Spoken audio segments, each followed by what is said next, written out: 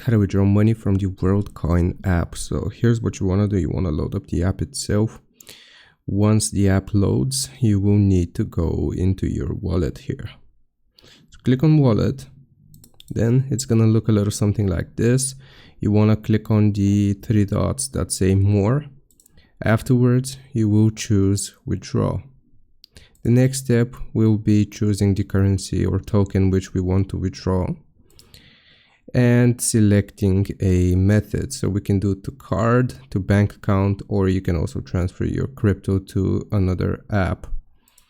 Afterwards, you will have to type out the amount which you want to withdraw and just confirm the withdrawal. You will see here your withdrawal from and to bank in this case, and you just gotta click on confirm withdrawal, and it's gonna show us that the withdrawal is processing.